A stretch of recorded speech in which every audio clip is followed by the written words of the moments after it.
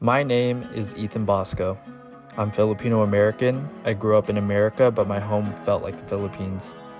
At school, I learned American history, American slang, American culture. At home, I was raised with Filipino culture. Shortbread cookie tins were repurposed for sewing stuff, plastic ice cream tubs for storing frozen foods. I ate rice with everything, breakfast, lunch, and dinner. I wasn't allowed to get bad grades, and I wasn't allowed to talk back to elders. I understood Tagalog, but I never quite spoke it. Growing up, I didn't know where to fit. I was too Filipino in America and too American in the Philippines. So, my design question is, how can a digital listening experience use sound to help Filipino Americans explore identity and the emotional experience of living between cultures? The Philippines was colonized by Spain and then by the US, so that history shaped migration, culture, language, and identity. Cultural theorist Stuart Hall describes identity as something that is constantly evolving. Post-colonial scholar Homi K. Bhabha calls this the third space, a space where new identities are created. Filipino Americans often live in that awkward and weird space. We grow up code switching, understanding Tagalog but answering in English, celebrating American holidays and Filipino holidays, pretend to be American or trying to pretend like you know everything about Filipino culture. But we gather in communities, church halls, family barbecues, karaoke.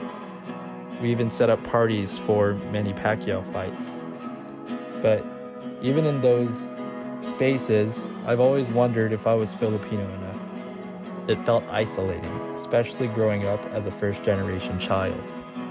Many artists have explored Filipino American identity, like Joe Coy, who uses comedy for storytelling, and Ruby Ibarra, who blends English and Tagalog to confront diaspora identity.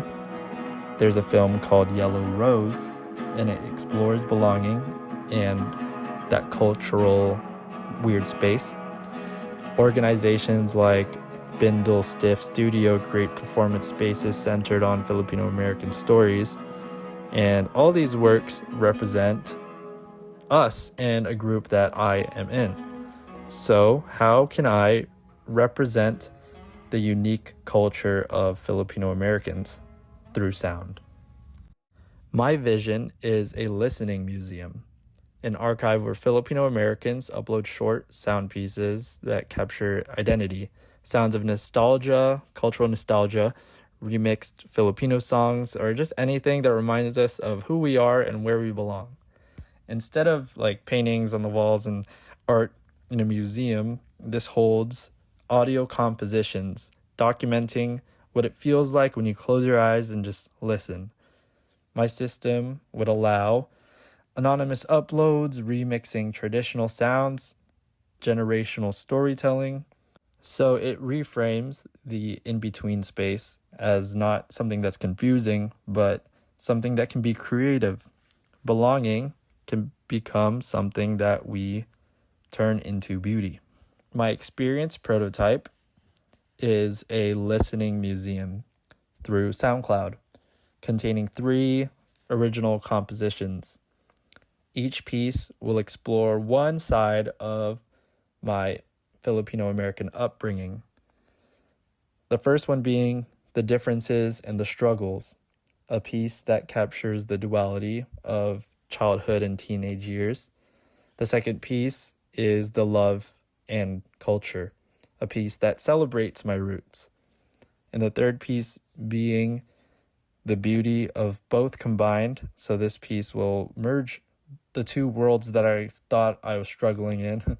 And this final track represents what I've become and who I've become to understand as I've grown older, that I am not too American or too Filipino.